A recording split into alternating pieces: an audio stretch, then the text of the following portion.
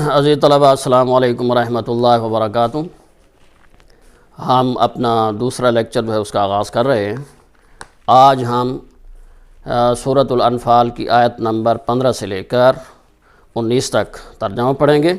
آپ کی بک کا پیج نمبر 9 ہے، پیج نمبر 9 نکال لیجئے، وہاں سے ہم شروع کرتے ہیں۔ ایک ایک لفظ کا ترجمہ بھی کریں گے، بامحاورہ ترجمہ بھی کریں گے اور چھوٹے چھوٹے جملے بھی بنائیں گے۔ تو آپ میرے ساتھ ساتھ جو ہے وہ چھوٹے چھوٹے جملے بناتے جائیے تاکہ آپ کے لیے ترجمہ یاد کرنا آسان رہے۔ تو دیکھیے آیت نمبر 15 سے دیکھیے، 14 ہماری ہو گئی تھیں، 15 سے دیکھیے۔ یا ایھا شروع کرتے ہیں اللہ تعالیٰ کا نام لے کر۔ اعوذ باللہ من الشیطان الرجیم، بسم اللہ الرحمن الرحیم۔ یا ایھا الذین، وہ لوگ آمنو جو ایمان لائے ہوں، آیا وہ لوگ جو ایمان لائے ہوں۔ اذا، جب لقیتم، تمہارا مقابلہ ہو، الذین، ان لوگوں سے کفروا، جو کافر ہیں، زحفاً، لشکر کشی کی صورت میں، میدان جنگ میں۔ یہاں تک پہلا جملہ ہے، یا ایھا الذین آمنوا اذا لقیتم الذین کفروا زحفاً، اے اہل ایمان جب میدان جنگ میں کفار سے تمہارا مقابلہ ہو، یہاں تک۔ دوسرا جملہ ہے، فلا تولوہم الادبار، فلا تولوہم، تو مت پھیرو ان سے، الادبار، پیٹھیں، دبر کی جمع ہے، الادبار، ان سے پیٹھ نہ پھیرو۔ عزیز طلبہ، اس سبق کے اہم نکات یہ ہیں، اس میں جو ہے میدان جنگ کی ہدایات دی گئی ہیں۔ جنگ سے فرار ہونا جو ہے وہ اس سے منع کیا گیا ہے کیونکہ وہ کبیرہ گناہ ہے۔ پھر نبی اسلام کے معجزے کا ذکر کیا گیا ہے، کفار کو جو ہے وہ ڈانٹ ڈپٹ کی گئی، تنبیہ کی گئی ہے، اور آخر میں اللہ نے یہ بتایا ہے کہ اللہ تعالیٰ جو ہے مومنوں کے ساتھ ہے۔ تو سب سے پہلی آیت میں جو ہے وہ میدان جنگ کی ہدایات دی گئی ہیں۔ تو اللہ نے فرمایا کہ جب کفار سے تمہارا مقابلہ ہو تو ان سے پیٹھ ہرگز نہیں پھیرنی، کیونکہ یہ کبیرہ گناہ ہے۔ ایک شخص جو ہے میدان جنگ سے راہ فرار اختیار کرتا ہے تو اس کو دیکھ کر باقی فوج جو ہے وہ بھی بھاگ جاتی ہے۔ ایک شخص کا پیٹ پھیرنا جو ہے وہ پوری فوج کے لیے شکست کا باعث بن جاتا ہے، اس لیے اللہ تعالیٰ نے اس سے منع فرمایا کہ کسی صورت میں جو ہے وہ میدان جہاد سے پیٹھ نہیں پھیر سکتے۔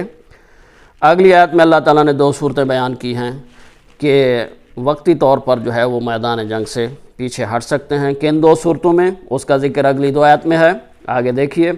وَمَنْ، اور جو یولہم، ان سے پھیرے گا، یومئذ، اس دن، دبرہ، اپنی پیٹھ، الا متحرفا لقتال، سوائے اس کے کہ اس نے کوئی جنگی چال چلنی ہو۔ متحرف، چال چلنا، لقتال، جنگ کے لیے، قتال جنگ کو کہتے ہیں۔ یہاں تک ہے پہلا جملہ۔ وَمَن يُوَلِّهِمْ يَوْمَئِذٍ دُبُرَهُ إِلَّا مُتَحَرِّفًا لِقِتَالٍ، اور جو شخص اس دن ان سے اپنی پیٹھ پھیرے گا سوائے اس کے کہ اس نے کوئی جنگی چال چلنی ہو۔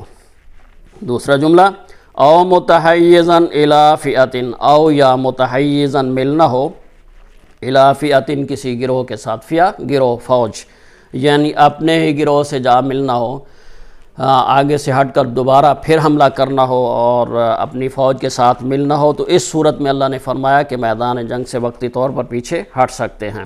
او متحیزاً الی فئۃ، یعنی حکمت عملی سے دشمن کو مارنے یا اپنی فوج میں جا ملنا چاہے۔ اگلا جملہ ہے، فقد باء بغضب من اللہ، فقد، بے شک، باء، مستحق ٹھہرا، بغضب من اللہ، اللہ کے غصے کا۔ فقد باء بغضب من اللہ، وہ اللہ کے غصے کا مستحق ٹھہرا۔ جو جنگ سے راہ فرار اختیار کرے گا وہ اللہ کے غضب کا شکار ہوگا۔ اگلا جملہ ہے، وَمَأْوَاهُ جہنم، اور اس کا ٹھکانہ جہنم ہے۔ یہ بہت بڑی سزا ہے کیونکہ یہ کبیرہ گناہ ہے۔ تو اللہ نے فرمایا کہ جو میدان جنگ سے راہ فرار اختیار کرے گا اس کا ٹھکانہ جہنم ہے۔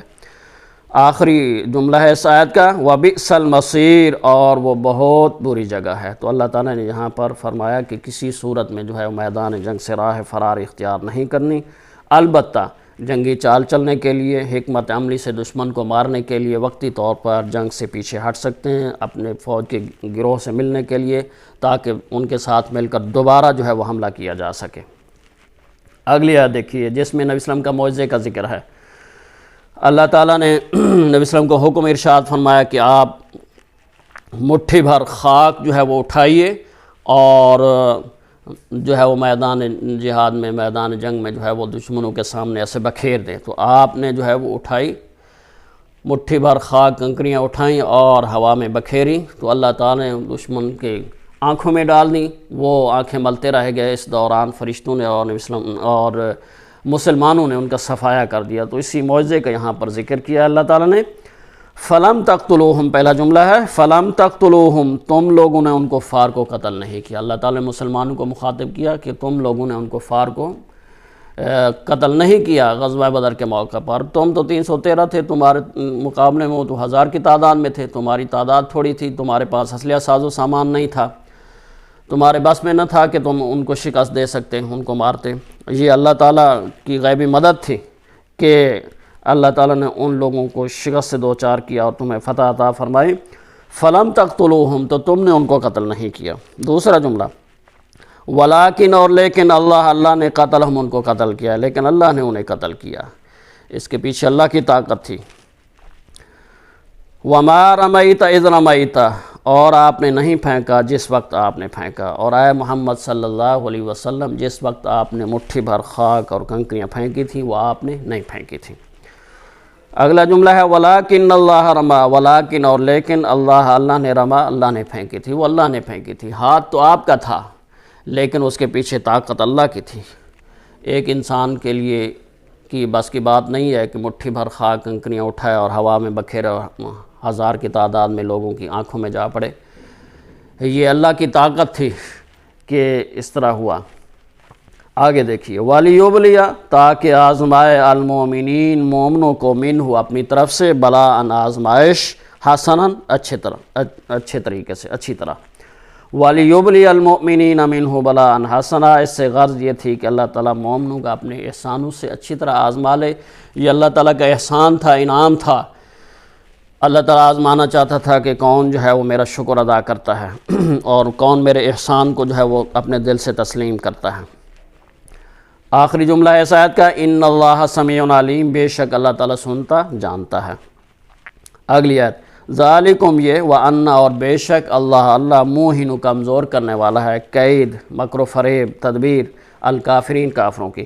بات یہ ہے کہ اللہ تعالیٰ کافروں کی تدبیر کو کمزور کرنے والا ہے، جس طرح غزوہ بدر کے موقع پر اللہ تعالیٰ نے کفار کی تدبیر کو ناکام کیا، ان کی سازشوں کو ناکام کیا اور مسلمانوں کو فتح عطا فرمائی۔ اگلی آیت میں اللہ تعالیٰ کفار کو جو ہے وہ تنبیہ کرتے ہیں، ان کو ڈانٹ اور ڈپٹ کرتے ہیں۔ ارشاد فرماتے ہیں، ان، اگر، تستفتحوا، تم فتح چاہتے ہو، فقد، تو بے شک، جاءکم، آ چکی ہے تمہارے پاس، الفتح، فتح۔ عزیز طلبہ، آپ کی بک کا پیج نمبر 10 ہے۔ ان تستفتحوا فقد جاءکم الفتح، یہاں تک پہلا جملہ ہے۔ اے مومنو، اگر تم اے کافرو، مومنو نہیں، اے کافرو، اگر تم محمد صلی اللہ علیہ وسلم پر فتح چاہتے ہو تو تمہارے پاس فتح آ چکی ہے۔ غزوہ بدر سے پہلے ابو جہل نے کعبۃ اللہ کے پردوں کو پکڑا اور کہا کہ آج ہم میں سے جو بھی سچا ہے اس کو فتح مل جائے۔ تو اللہ تعالیٰ نے فرمایا کہ تم خود ہی فتح چاہتے تھے تو فتح آ چکی ہے۔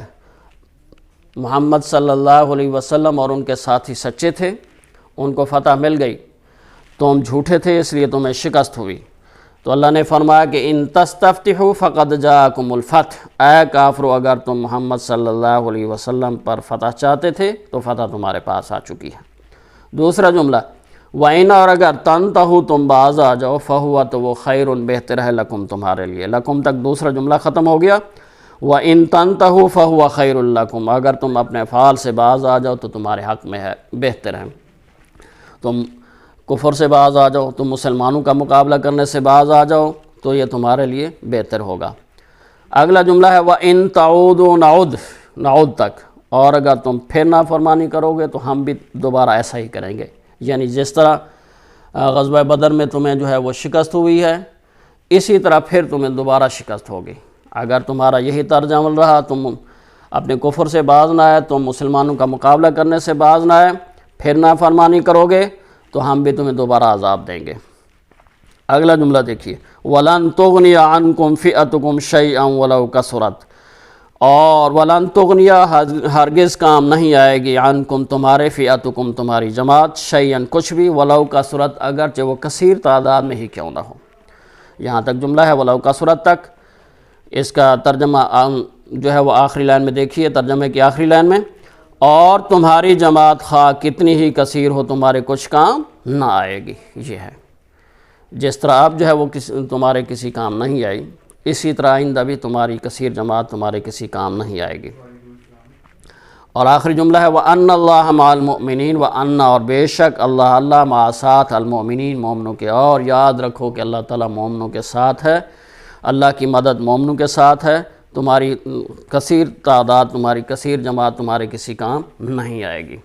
عزیز طلبہ اس کے بعد الکلمات و تراکیب ہیں. دیکھیے یغشی وہ ڈھانپ دیتا ہے، طاری کر دیتا ہے، النعاس اونگ غنودگی، رجز الشیطان شیطان کی نجاست، الاعناق گردنیں، بنان پور پور جوڑ جوڑ، زحفن جنگ کی صورت میں، لشکر کشی کی صورت میں، متحرفا لقتال جنگی چال کے طور پر، متحیزا الی فئۃ کسی فوج سے جا ملنے کے لیے، رمائی تا کے زبر کے ساتھ تو نے پھینکا، لیوبلی تاکہ وہ آزمائے، موہن و کمزور کرنے والا. عزیز طلبہ اس کے بعد کویسچن آنسر ہیں، وہ کویسچن آنسر آپ کو جو ہے وہ سینڈ کیے جائیں گے، بھیجے جائیں گے. غزوہ بدر کے حوالے سے اللہ نے کیا انعامات کا ذکر فرمایا ہے، اور ان آیات میں جو ہے کفار کے ساتھ مقابلے کی صورت میں کیا ہدایات دی گئی ہیں، کفار کو کیا تنبیہ کی گئی ہے، اور اس کے بعد جو ہے مفہوم ہے کچھ، یہ جو ہے وہ آپ کو سینڈ کیے جائیں گے.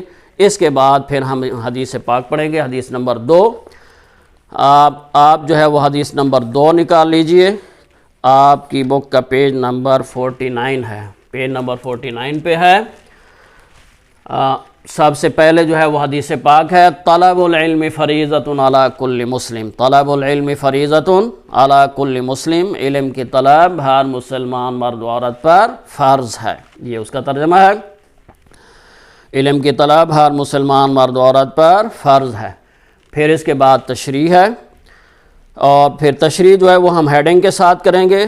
تو سب سے پہلے حدیث پاک ہے، اس کے بعد ترجمہ، اس کے بعد تشریح کی ہیڈنگ ہے کہ انسانی فطرت کا بنیادی تقاضا ہے کہ اسے اپنی ذات اور کائنات کے بارے میں ہر اچھی اور بری بات کا علم ہو، کیونکہ اس کے بغیر انسان نہ تو دنیا میں کوئی ترقی کر سکتا ہے اور نہ آخرت میں اللہ کا قرب حاصل کر سکتا ہے. علم جو ہے وہ دنیا کی ترقی کے لیے ضروری ہے، اور آخرت میں کامیابی کے لیے بھی علم کا حصول ضروری ہے.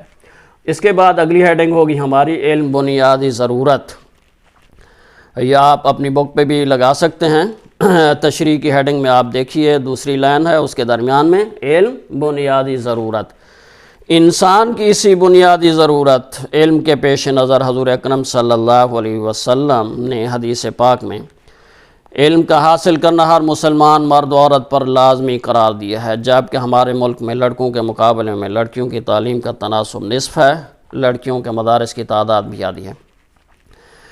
حضور اکرم صلی اللہ علیہ وسلم کے ارشاد گرامی پر عمل کرنے کے لیے ضروری ہے کہ ہم لڑکیوں کی تعلیم و تربیت پر بھی پوری توجہ دیں تاکہ کوئی بچی ان پڑھ اور جاہل نہ رہے. اس کے بعد اگلی ہیڈنگ ہوگی فرائض اور ذمہ داریوں کا علم.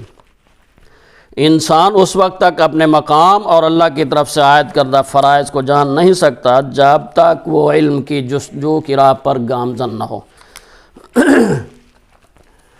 پھر اس کے بعد ہے اللہ تعالیٰ کی عدالت میں جواب دہی. قیامت کے دن اللہ تعالیٰ کی عدالت میں اپنے فرائض اور ذمہ داریوں کے متعلق جواب دہی کرنی ہے، اس لیے ہر نیکی اور گناہ کا، اچھائی اور برائی کا علم حاصل کرنا بھی ضروری ہے. تو آخری ہیڈنگ ہے ہماری نیکی اور گناہ کا علم. ہر نیکی اور گناہ کا، اچھائی اور برائی کا علم حاصل کرنا بھی ضروری ہے، تبھی ہم دنیا میں کامیاب ہو سکتے ہیں اور آخرت میں اللہ تعالیٰ کی عدالت میں سرخرو ہو سکتے ہیں. تو عزیز طلبہ، آپ نے اپنی بک سے ہی حدیث پاک اس کا ترجمہ اور تشریح یاد کرنی ہے، لیکن اسی طرح ہیڈنگ کے ساتھ آپ جو ہے وہ یاد کریں گے. تو باقی جو اس کے شارٹ کویسچن ہوں گے وہ آپ کو جو ہے وہ سینڈ کیے جائیں گے. اللہ تعالیٰ ہم سب کا حامی و ناصر ہو.